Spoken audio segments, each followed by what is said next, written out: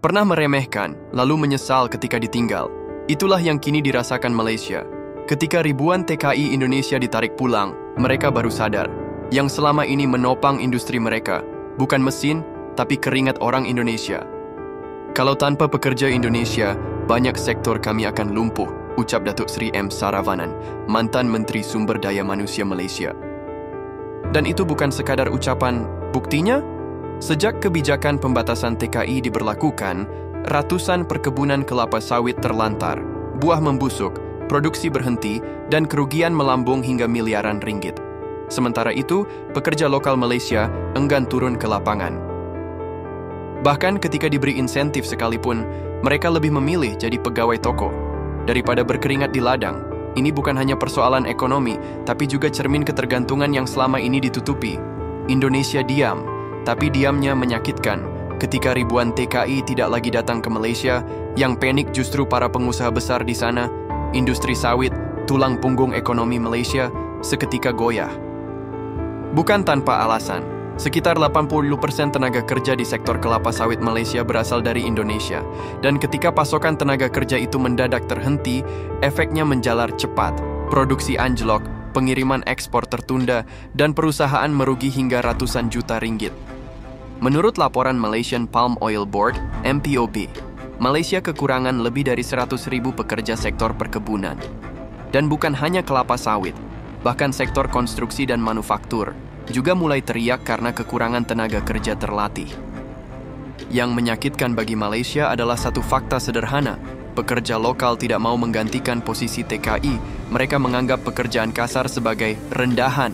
Akibatnya, mesin industri mereka kehilangan pelumas utama, yaitu tangan-tangan kuat dari Indonesia. Ironis, bukan? Negara tetangga yang kerap merasa unggul, ternyata rapuh saat kehilangan buruh kita. Dan ini baru permulaan dari krisis tenaga kerja yang lebih besar. Pejabat Malaysia akhirnya angkat bicara. Menteri Perkebunan dan Komoditas, Datuk Johari Abdul Ghani, mengakui sendiri dalam sebuah konferensi pers. Jika masalah kekurangan pekerja ini tidak segera diselesaikan, Malaysia bisa kehilangan posisi sebagai produsen sawit terbesar kedua di dunia. Ini bukan lagi urusan gaji atau sistem, ini urusan kelangsungan industri. Dan mereka tahu siapa yang memegang kuncinya, Indonesia. Bayangkan, sebuah negara industri tidak bisa panen karena tak ada yang mau memanjat pohon sawit. Buruh lokal terlalu memilih pekerjaan nyaman di balik meja, sementara pekerja asing yang bisa diandalkan justru di-stop masuk karena ketegangan diplomatik dan kebijakan sepihak. Dan kini, Malaysia menyadari, TKI bukan sekadar buruh. Mereka tulang punggung, mereka penggerak mesin ekonomi. Tapi, sayangnya, kesadaran ini datang terlambat. Indonesia sudah mulai memikirkan skenario mandiri. Kita tidak lagi mau dieksploitasi murah oleh negara tetangga. Kita ingin harga diri dan posisi tawar yang lebih tinggi.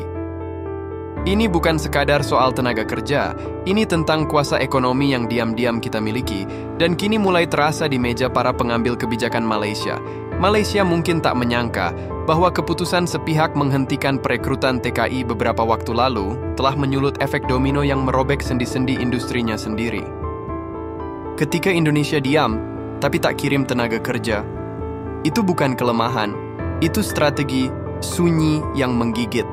Lembut tapi menghancurkan sektor perkebunan, konstruksi, hingga manufaktur di Malaysia bergantung pada TKI yang dikenal cekatan, terampil, dan tahan banting. Ketika pasokan itu di-stop, produksi melambat, target ekspor meleset, dan miliaran ringgit menguap. Dan inilah uniknya, Indonesia tidak perlu pakai embargo resmi, tidak perlu pidato keras atau ancaman terbuka. Cukup hentikan aliran tenaga kerja, dan Malaysia pun goyah.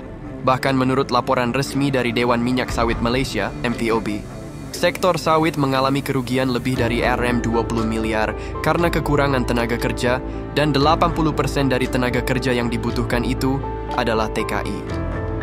Ini adalah bukti bahwa kekuatan suatu negara tidak hanya soal senjata atau teknologi, tapi juga tentang siapa yang sanggup menggerakkan ekonomi regional, dan Indonesia memegang kartu itu. Saat ekonomi Malaysia mulai megap-megap, ucapan para pejabatnya berubah nada. Dulu lantang bicara kemandirian, kini lirih meminta keringanan dari Indonesia. Menteri Sumber Manusia Malaysia, Stephen Sim Chee Kiong, secara terbuka mengakui bahwa Malaysia kekurangan lebih dari 600.000 pekerja di sektor-sektor vital, dan mayoritas kekosongan itu biasanya diisi oleh pekerja asal Indonesia. Dalam laporan resmi, dia berkata, jika kita tidak segera mendapatkan tenaga kerja dari Indonesia, banyak sektor akan lumpuh. Ini bukan lagi urusan kebijakan, tapi kelangsungan ekonomi. Ironis, bukan? Dulu Indonesia dianggap hanya penyedia buruh kasar. Kini, absennya mereka dianggap sebagai ancaman nasional. Perusahaan-perusahaan sawit yang sempat mendukung penghentian TKI karena alasan politik, kini melobi diam-diam agar hubungan dengan Indonesia kembali cair. Inilah pelajaran diplomasi ekonomi, bukan dengan marah-marah, bukan dengan gertakan, tapi dengan menunjukkan bahwa Indonesia punya daya tawar dan tahu cara memakainya. Malaysia selama ini terlihat percaya diri di panggung ekonomi Asia Tenggara. Namun krisis tenaga kerja ini membongkar satu fakta besar. Malaysia sangat tergantung pada Indonesia. Lebih dari 80% tenaga kerja di sektor kelapa sawit berasal dari Indonesia. Sektor ini menyumbang sekitar 4% dari PDB Malaysia dan hampir seluruh proses panen, dari menyabit, mengangkut, sampai pengolahan awal, dikerjakan oleh TKI. Begitu pasokan tenaga kerja Indonesia terhenti, produktivitas langsung anjlok.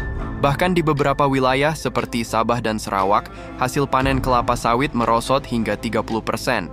Ini bukan sekadar masalah ekonomi. Ini menunjukkan bahwa Malaysia selama ini menggantungkan roda industrinya pada keringat warga Indonesia. Dan anehnya, ketergantungan ini justru sering mereka sembunyikan di balik kata kerjasama bilateral.